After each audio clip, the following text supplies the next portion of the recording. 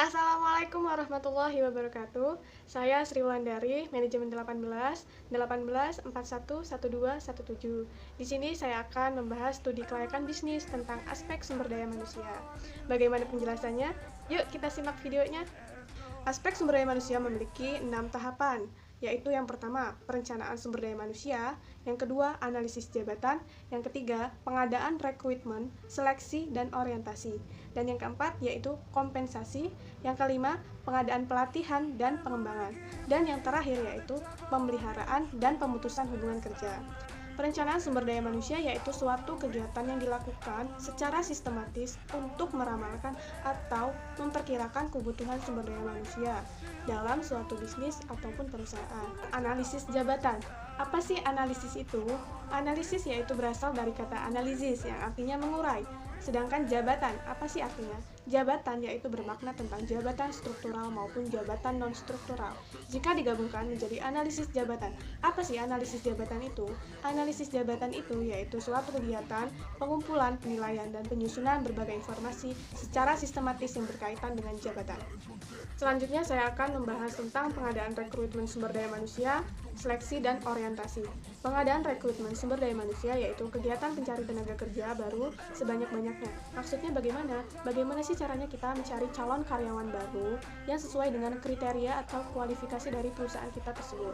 Dan yang kedua, seleksi. Apa sih seleksi itu? Seleksi yaitu proses sistematis pemilihan orang-orang yang memiliki kualifikasi yang dibutuhkan untuk mengisi lowongan pekerjaan di organisasi. Bagaimana kita menseleksi calon karyawan baru itu tersebut? Yang pertama, kita bisa melakukan dengan psikotes, medical check up, interview, dan lain-lain. Dan selanjutnya saya akan membahas tentang orientasi. Apa sih orientasi itu? Orientasi merupakan proses penyedia tenaga kerja baru, informasi-informasi yang harus diketahui oleh karyawan, terutama latar belakang perusahaan yang dapat membantu kinerja karyawan tersebut. Kompensasi yaitu merupakan semua imbalan yang diterima dari karyawan sebagai balas jasa untuk kerja mereka yang diberikan oleh perusahaan kepada mereka. Komponen-komponen kompensasi yaitu merupakan kayak seperti gaji, intensif, asuransi, upah, dan kompensasi tidak langsung. Pelatihan dan pengembangan. Apa sih itu pelatihan?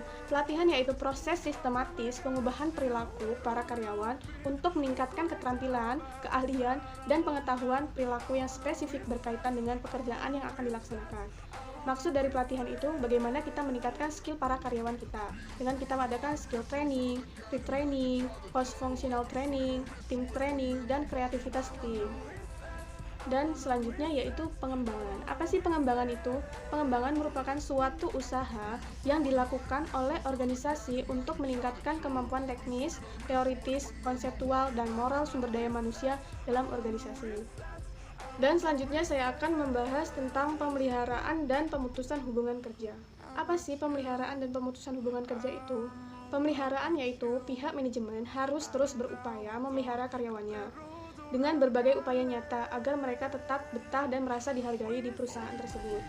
Dan pemutusan hubungan kerja itu apa? Pemutusan hubungan kerja itu bisa disebabkan oleh berbagai alasan atau sebab yang alamiah, seperti tibanya masa pensiun, permintaan pengunduran diri karena alasan pribadi, dan pemecatan karena melakukan kesalahan.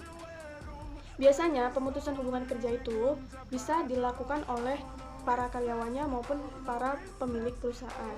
Jika para karyawan yang ingin melakukan pemutusan hubungan kerja, maka ia 1 bulan sebelum berhenti bekerja harus mengajukan surat pengunduran diri.